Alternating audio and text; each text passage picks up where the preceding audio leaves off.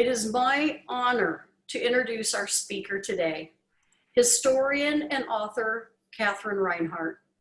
Much of Petaluma's past is reflected in its historic architecture, and Katherine is certainly our expert. Katherine's the author of Petaluma, A History in Architecture, and I hope you all own that book. She holds an MA in history from Sonoma State University, and she's the former manager of the Sonoma County History and Genealogy Library and Sonoma County Archives. Katherine's the current chair of the Sonoma County Heritage Network. She's worked in numerous positions within the field of special collections and archives, historic preservation, heritage tourism, and interpretation.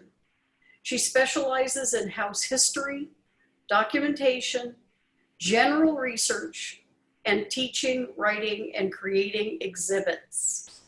One accolade that we all know Katherine is particularly proud of is her status as an official Petaluma Good Egg. And with that, I'd like to introduce Katherine Rinehart. Great. Thank you, Colleen, and I hope you'll all bear with me as I sort of figure out the tech piece here. Okay, are we good, Bob? Okay, all right. So thank you, Colleen, and the Women's Club and the Village Network for hosting my first ever virtual presentation. And good evening to everyone out there. I'm excited to be here sharing a bit of Petaluma's history that until about a year and a half ago, I knew little about. I knew a thing or two about Petaluma's architectural history, but I had never viewed it within the context of women's history. But first things first, how did I get involved in the Petaluma Museum's current exhibit on women's suffrage? Well, it was after reading a post that I wrote about the 19th Amendment centennial for the Sonoma County History and Genealogy Library back in January of 2019, that I was contacted by Paula Freund, a Petaluma Museum volunteer and someone who has, as well as an art historian. Paula has put on a number of exhibits for the Petaluma Museum that all have been first rate. So Paula wanted to know if I'd be willing to join her in co-curating an exhibit for the Petaluma Museum on the role of the local community in the suffrage movement. I agreed, and now that exhibit is up and running. And although you cannot visit the museum, you can see the exhibit virtually. Paula's done a really nice gallery tour, and a little bit more on that later on here. So, as someone who enjoys learning about history by way of the built environment, I was interested in finding out not only the who, but the where. And I got inspiration from the National Trust for Historic Preservation's Where Women Made History initiative, as well as the National Votes for Women Trail projects. These are both crowdsourcing sites where people are uploading information about sites where women made history. The National Votes for Women Trail specifically to suffrage. Now, somewhat of maybe a disclaimer or alert, women's suffrage is a complex topic, and it's not something that I can fully explore and share with you within the parameters of tonight's presentation. For a deeper dive, I strongly recommend checking out some of the resources that I'll mention tonight, as well as watching Paula's virtual tour, which is on YouTube and available through the museum's website, as well as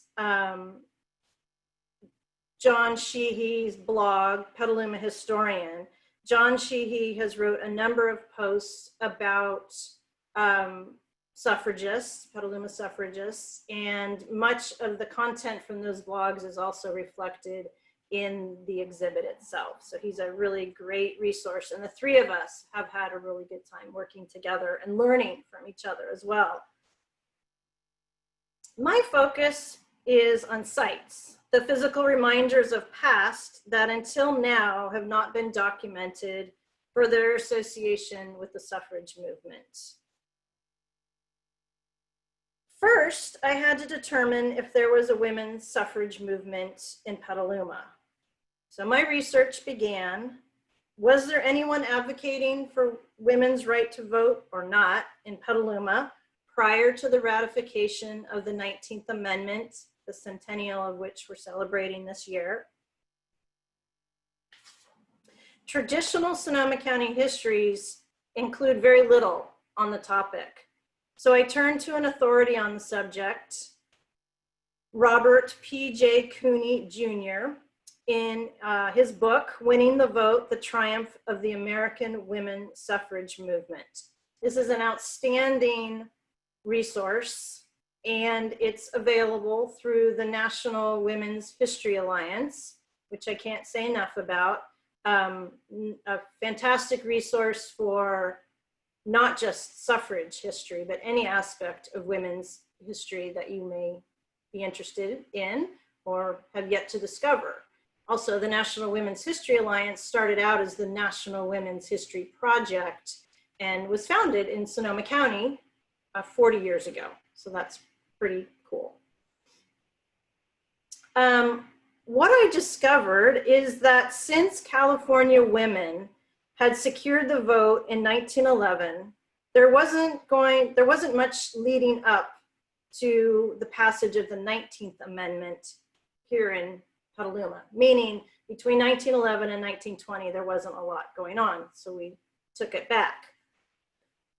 The focus of tonight's presentation will be on events relating to the establishment of Sonoma County's Women's Suffrage Association in 1869, the 1896 campaign that was defeated, and the passage of the constitutional Amendment number 8, which granted women the right to vote in California for the first time in 1911. Now, Robert Cooney's book and others helped provide the context I needed while looking at Petaluma suffrage activity, but to get a local perspective, I needed to explore primary resources specific to Sonoma County. And so I started with newspapers, and we're really fortunate here in Sonoma County because we have access to several Sonoma County newspapers that have been digitized and are accessible through the newspapers.com and the California Digital Newspaper Project, both of which are available free and with your library card. So, using different search terms, suffrage, equality, votes for women, so forth, resulted in a jackpot of names of individuals and organizations, which then I could take and be strategic in my research. I could focus on census, city directories, historical maps, photo archives, family trees that were created on ancestry.com and familysearch.org. Not so strategic was a Google search that led me to a petition for women's suffrage that was submitted to the California legislature in 1870 that was signed by 474 Petalumans. Let's see, I'm gonna try and do something here. Nope, it didn't work.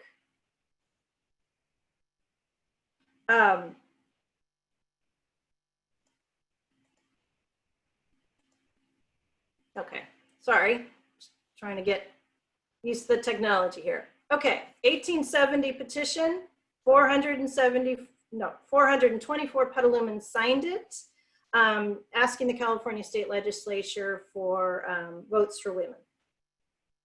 This petition followed the establishment of the Sonoma County Suffrage Association and the California so the Sonoma County Suffrage Association and the California Women's Suffrage Association, of which Petaluma's own Abigail Goodwin Haskell was an officer of both. Abigail Goodwin played a role in establishing the Sonoma County Women's Suffrage Association. I can't tell you how many times I've said that in the last few days. She established it at her home on 4th Street between B and C in 1869. And here's a notice in a newspaper that's describing, we're gonna get together, we're gonna talk about suffrage, come to my house at 2 o'clock. A.A. Haskell. Okay, so that's happening December 1869. A month later in San Francisco, we have the Women's State Convention. And at I love this name, the Dashaway Hall, we see the creation of the California Women's Suffrage Association. And Abigail ends up being the president of that organization. So she's actually the secretary of the Sonoma County chapter, and she's the president of the state chapter. So Abigail and her home as a site for where the first Sonoma County Suffrage Association was established is kind of a big deal. Well, very elusive. And it was using a combination of city directories, newspapers, articles, and historic maps that I think with a capital T, I know where that house was. And so here we are. Don't be distracted by Women's Relief Corps. That's a topic for another lecture. What we're looking at here this is B Street right here, and this is 4th Street. So it's the west side of 4th between B and C. That would be where the Haskell home was. Today, it's Napa Auto Parts. Kind of sad. But house aside, Abigail is well represented in the museum's exhibit, thanks to her great-great-granddaughter, Ann Nissen, who has loaned some amazing artifacts about her ancestor. And again, Abigail served as the secretary of the Sonoma County Women's Association, and in that role, she was responsible for bringing a lot of lecturers to town to speak to the topic. Lecturers such as Reverend Ames and Laura DeForest Gordon. And they spoke at what was called Hinshaw's Hall. More on that in a second. First, a little bit about Ames. He was a Unitarian clergyman, editor, and lecturer who, along with his wife, Fanny Baker Ames, assisted in the founding of the California Women's Suffrage Association. And Laura DeForest Gordon, a feminist, a spiritual, a lecturer, a lawyer, newspaper editor, and founding member of the California Women's Suffrage Association. So they all knew Abigail, and so they were invited to come up in January of 1870. And where they spoke, and this is kind of a little weird juxtaposition, I believe that the Hinshaw Hall was located at the corner of Petaluma Boulevard North and East Washington. Again, using historic maps. I also got an assist from a fellow history detective, Terry Park, who was a volunteer at the Petaluma Museum. We're kind of going back and forth. Where do you think this building was? Here it is in the background. I'm not quite sure what the camels are all about. I think the circus must have come to town. Maybe the same day as the ponies, I'm not sure. But again, here's that same building. Here it is again.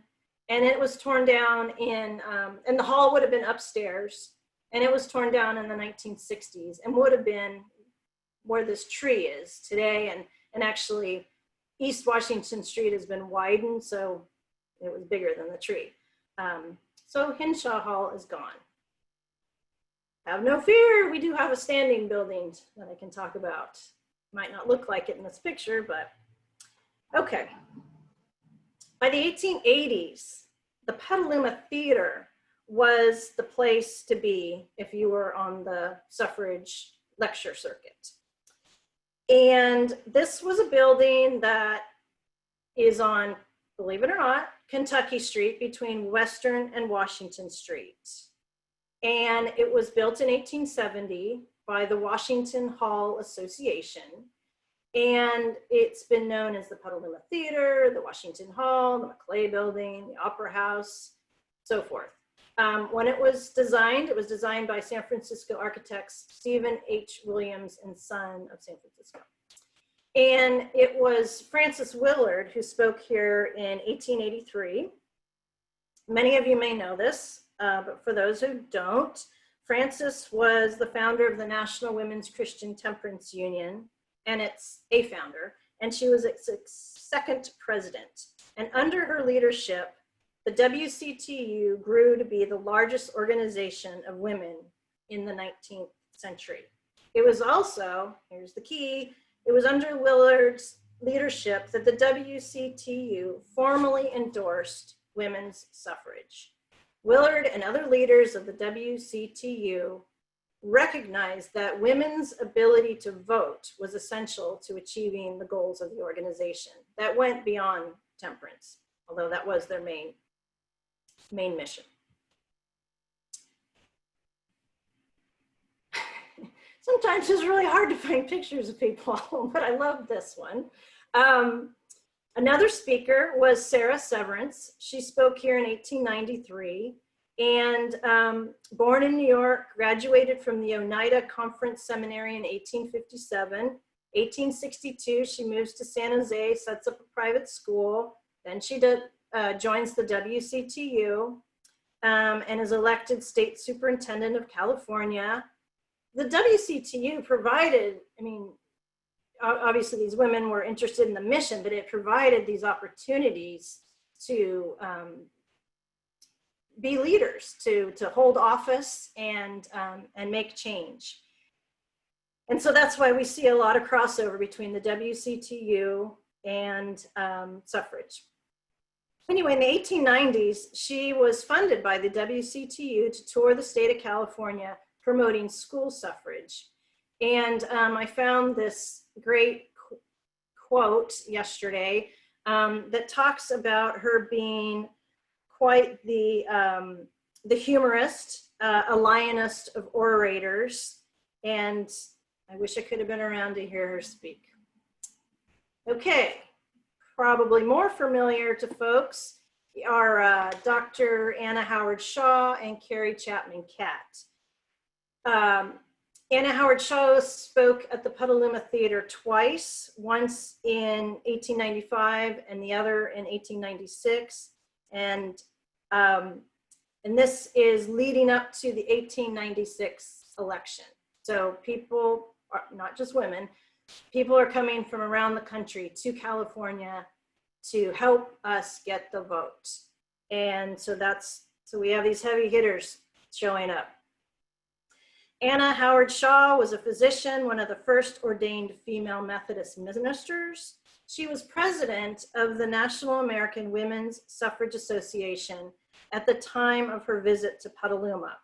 She was also the chair of the WCTU franchise department, and it was under the auspices of the local WCTU chapter that she spoke here in 1895. Excuse me. Carrie Chapman Catt apparently delivered a brilliant address on suffrage at the theater on October 29th, 1896. So that's just like days from the election. She lectured under the auspices of the Petaluma Political Equality Club. And 4 years later, she would serve as the president of the National American Women's Suffrage Association. And she was the founder of the League of Women Voters. Back to the building. I had such a hard time toggling back and forth because they're equally interesting. So here's our building again. I've only found 2 pictures of the Petaluma Theater, both at the Sonoma County Library. So here we are. This is Kentucky Street. And again, this building was constructed in 1870. In 1901, it got a major remodel. I'm not sure when this picture was taken, but it roughly looks like what the building looks like today at 145 Kentucky Street. Now, this building is individually listed on the National Register of Historic Places, one of few in Petaluma, and it's also a contributor to the Downtown Historic District. Yet, all the documentation that's been done, no mention of Carrie Chapman Catt or Anna Howard Shaw, or the significance from that viewpoint. There is reference to Mark Twain apparently speaking here, but I'm not sure if that actually occurred. Okay, so the Petaluma Theater also served as the where Ellen Button, a local suffragist, gave her inaugural speech. So Ellen Button, along with her husband, and let's change the slide here for a minute, with her husband Isaac and several members of her extended family, signed that 1870 petition I mentioned earlier. And she gave her first address on the topic of suffrage under the auspices of the California State Equality Campaign Committee on October 2nd, 1896. We don't have a photo of Ellen. I do know where she's buried. She's at Cypress Hill. And one fun thing that I've been trying to do is when I identify a suffragist that has what's called a find a grave site, is you can actually you can post a flower to that site and provide a little text. So somebody stumbling upon this site will know a little bit more about Ellen Button thanks to this post. Now, Ellen was a founding member and treasurer of the Sonoma County Women's Suffrage Association, along with Abigail Haskell. She helped found two other suffrage groups, one in 1896 and another in 1902. And she also, at the request of the California Women's Suffrage Central Committee, she organized suffrage clubs in Napa County. So she was on the road. She hosted a number of meetings for suffrage and also temperance at her home, which was initially on D Street. This was not the house, but this is where it was located. She moved to Petaluma in the 1860s with her husband. And in 1899, the house was at that location, was pushed back on the lot. And so now it faces E Street and is still there. Okay, all right. Ellen was active member and clerk of the Petaluma First Congregational Church, shown here at the corner of 5th and B. There is not a congregational church anymore, but there is a church at this corner presently, but it faces B Street. This church was built in 1857, and it was the site of many suffrage meetings. Here's an example of just one club meeting that was held in 1896. I love this because it shows some action. They're not only just meeting, but they're talking about how they've been out canvassing, getting signatures, stumping for the vote, so to speak. The church, the Congregational Church, was also significant because it was where the Petaluma chapter and the California chapter of the WCTU, again, Women's Christian Temperance Union, it says so right there, was founded. And it was this great resource that I found online that talked all about that. And if you could, and again, I think it's significant here, the Petaluma chapter was created for the WCTU, and then a few months, the state chapter. Lots going on. Petaluma's the place to be. We're the ones kind of starting things. Pretty impressive. And if you could read over here, which I don't know if you can or not, and you see executive committee of that initial state chapter, you'll see the names of many Petalumans, many of who went on to be involved in leadership roles in the suffrage movement, including Susan Whitney.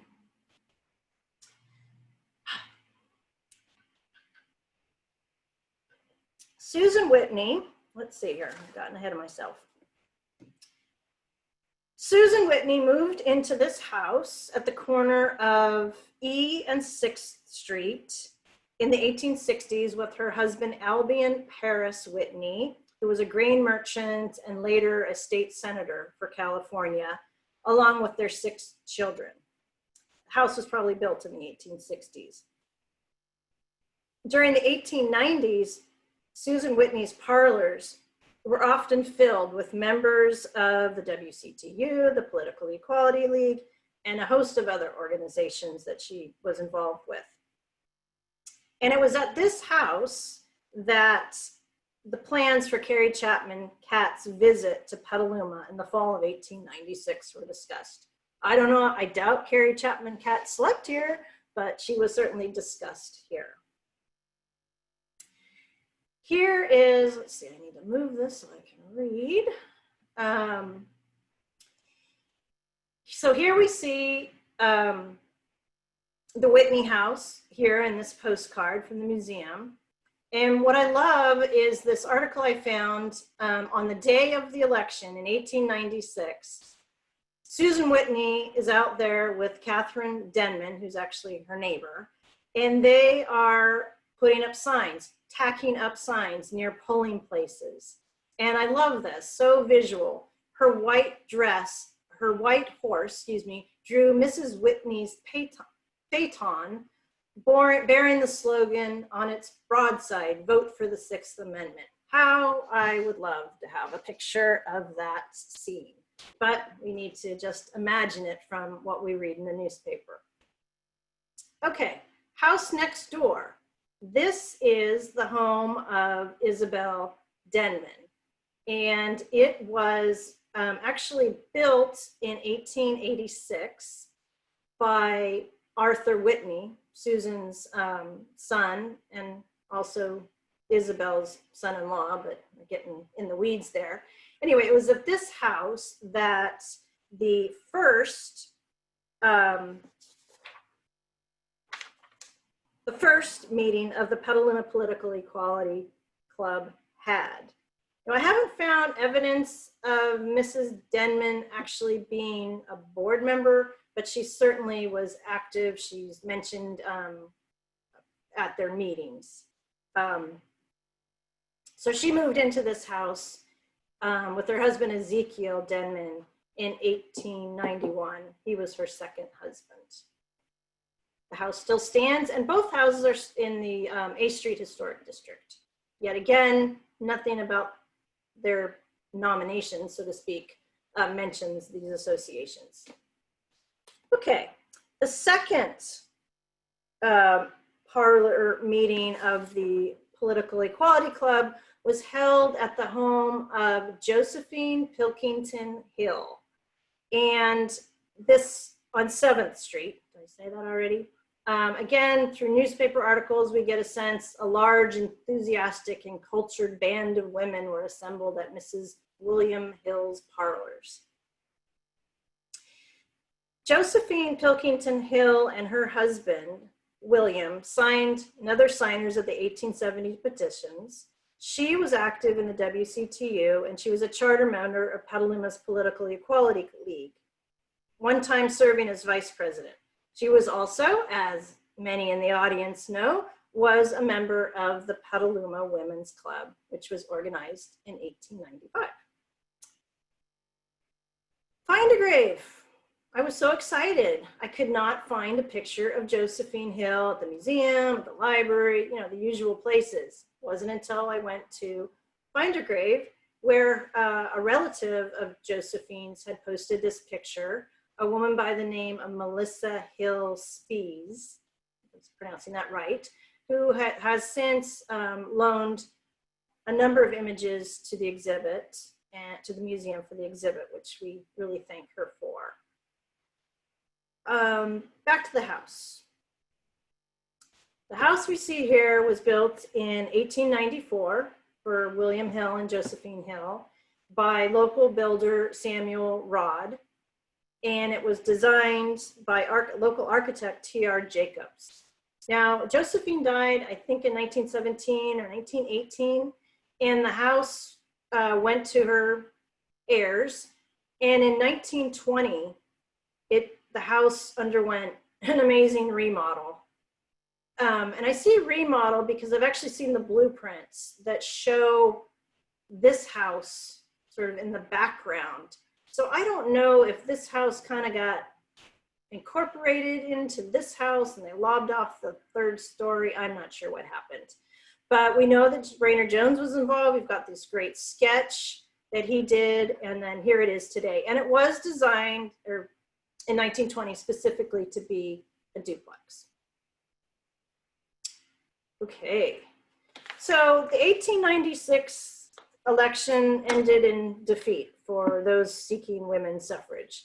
Things kind of go quiet until about 1902, when I find reference to this woman, Florence Jackson Stoddard, making a presentation at the Presbyterian Church. Florence Jackson Stoddard was a prominent journalist and organizer for the California Women's Suffrage Association. And she was here on September 29, 1902.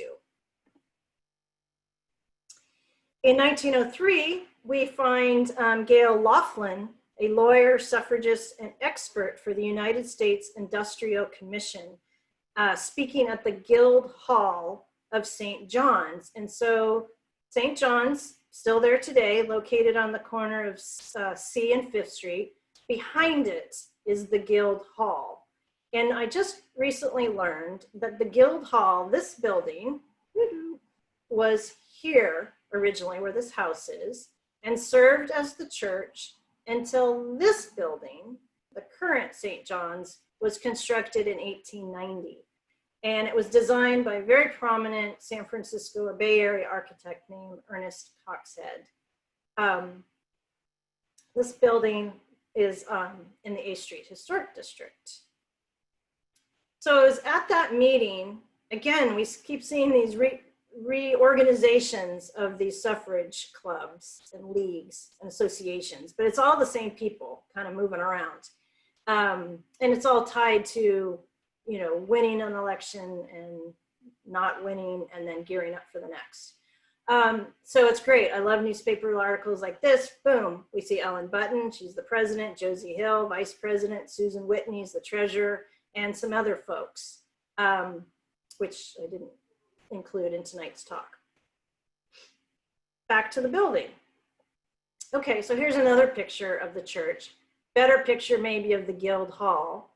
The Guild Hall, also, I guess I should mention, that is where the Women's Club met prior to the construction of their clubhouse on B Street. So it has importance for that. Unfortunately, it burned down in 1947. And here's what replaced it. Okay, now ramping up. October 1911 is on the horizon. And the Hill Opera House is now the place to come and talk about suffrage. Hill Opera House was built for Josephine Hill and her son A.B. in 1904. Some articles say it was built as a tribute to William Hill.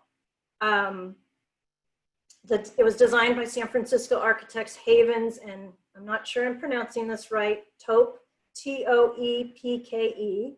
Building, some of you probably know what building this is. It's quite disguised now, but it's on Keller and Washington Streets. And that building, the Hill Opera House, eventually becomes the California Theater, and now today is the Phoenix Theater. So not just a lecture, but we're having a suffrage rally going on here. And so we see people like Anna Morrison Reed, introducing speakers like Helen M. Wixon, State Superintendent of Public Instruction in Colorado. And again, we're coming up to the 1911. It's really important for the nation, for those interested at the all around, that California succeed this time. So we have people coming from all over the place to come and talk. And so Anna Morrison Reed is fascinating. I could do a whole talk just on her. But But guess what? John Sheehy's written about her for his blog, and she's well represented in the exhibits. But just a few things. She was a lecturer, a poet, a magazine and a newspaper editor from Ukiah and Petaluma. She kind of bounced back and forth. In her early 20s, she traveled throughout the counties of Northern California, lecturing on temperance and women's issues. She actively campaigned for suffrage beginning in 1904. The same year, she published the first issue of the Northern Crown that she would manage and edit for the next 16 years. She's tackling progressive issues of her time, women's rights, education for young children, organized labor, forest, environment, in particular forest management, how timely, and temperance. In 1918, she ran for state assembly, but did not make it. Anyway, she was here, not anyway, that's just the tip of the iceberg. She was here acting as sort of the MC for some of these folks, which also included Reverend Akid, again, not sure I got the name right there, who was a minister of the First Congregational Church in San Francisco, and he was making the circuit on behalf of the College Equal Suffrage League. He's a heavy hitter. 1908, when he was living in New York and was the pastor of the Fifth Avenue Baptist Church, which is called the Rockefeller Church. He's speaking on the same platform, so to speak, with Carrie Chapman Catt at Carnegie Hall. I love this. Here's someone I'm really want to know more about, and that would be Helen Hoy Greeley. She's a suffragist, a lawyer, political activist, and she was from New York. And she was affiliated with the Equality League of Self-Supporting Women that Elizabeth Cady Stanton Harriet had formed. And in 1911, even though she's from New York, she is in California, specifically Sonoma County, San Francisco, and much of southeastern California to help convince voters in previously areas of anti-suffrage. Okay, I gotta speed it up here. Among her arguments for women's enfranchisement was a reminder that over 8,500 women were teachers in California, but they were unable to vote for the position of county superintendent of schools. Okay. October 10th, 1911 comes. The men get out and vote.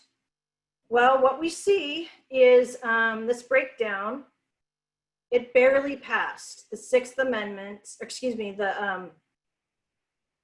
at that time it was the Proposition 4, barely passed. In Sonoma County, there was 2,461 in favor, 2,271 against. It is not a slam dunk. In Petaluma, kind of sorry to say this, but it was 471 in favor and 460 against. Very close. It was the rural communities that actually put it over the edge. And that's a whole nother topic that deserves more attention, is the role of the Granges and the ag community in supporting suffrage. But that is covered in the exhibit. And I hope that at some point you can actually go into the exhibit and see all that great information and experience it. So we won, not by a whole lot. I have yet to find any articles that talk about any sort of celebration occurring, but I do know from the index to register voters that women took getting that vote seriously. Can't read this very well, but I'll share a little bit with you. In 1912, the city of Petaluma consisted of 11 precincts, 4 more than they'd had in 1911 because they had all these additional voters.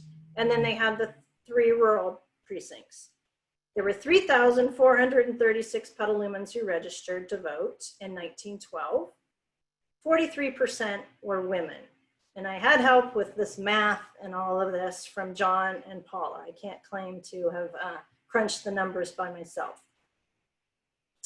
About 70% of those women listed their occupation as housewives, housekeepers, retired, at home, married women, or daughters.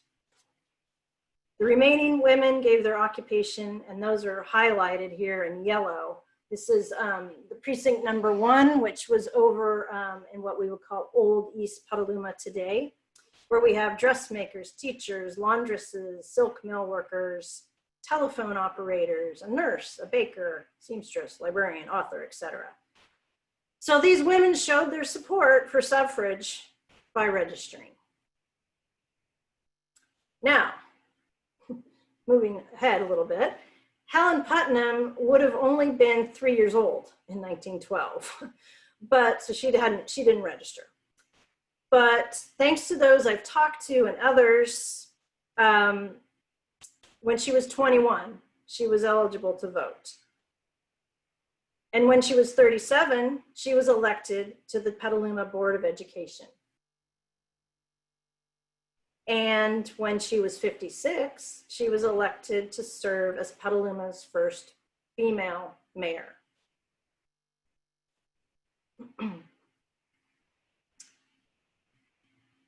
And when she was 69, she was elected to the Board of Supervisors, Sonoma County Board of Supervisors, only the second woman to do so.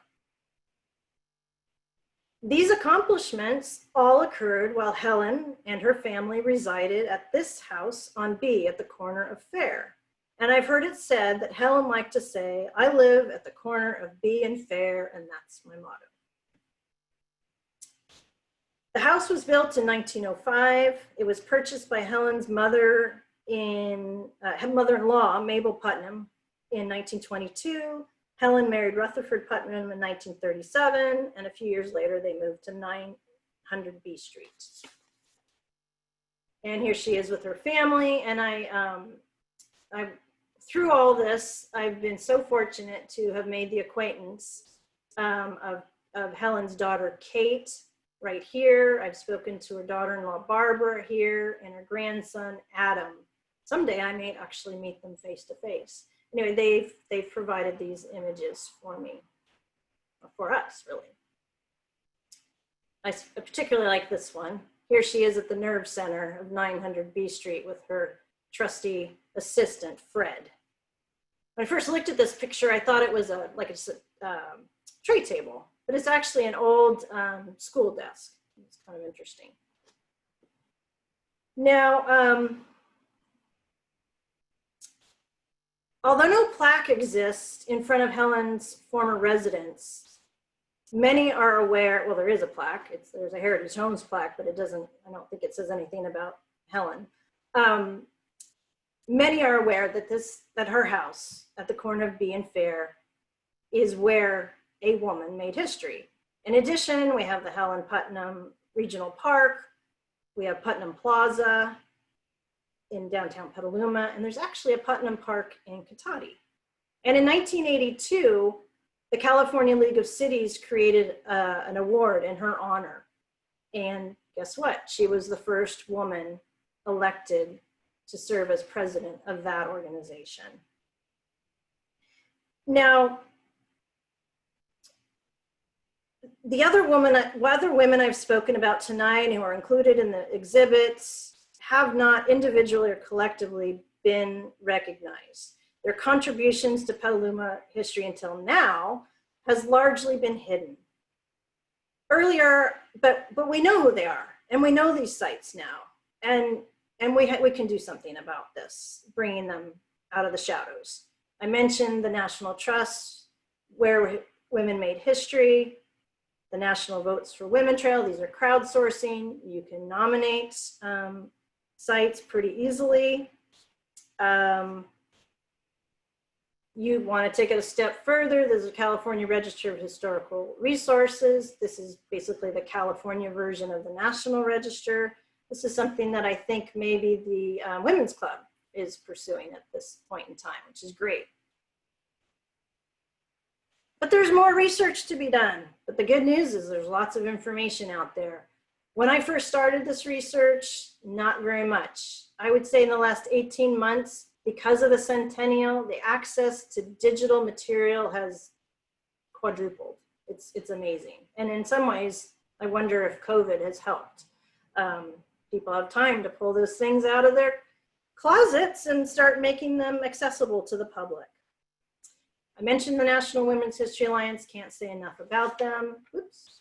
Locally, we have the Sonoma County 2020 Women's Suffrage Project, Bernice Espinoza here, along with Leslie Graves, two amazing women doing great stuff. Leslie's created a website, a Facebook page, together with Bernice has hosted and organized so many programs and events. They're awesome and leaders of today. Don't forget the virtual tour. And if you're interested in just Petaluma architecture in general, of course, there's my book, which has been mentioned already. But a book that doesn't get a lot of recognition is the Celebrating Petaluma book that came out for the city's sesquicentennial in 2007.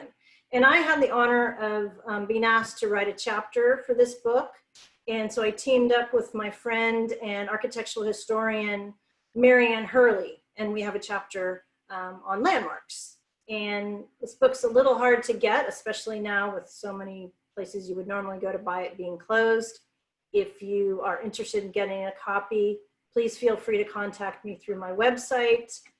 And I've talked a lot and have probably cut into our question and answer period, but we will have some. But I want to remind you that you can go to my website, send me a question, something I said tonight, something more you want to learn about Sonoma County history. Happy to respond. So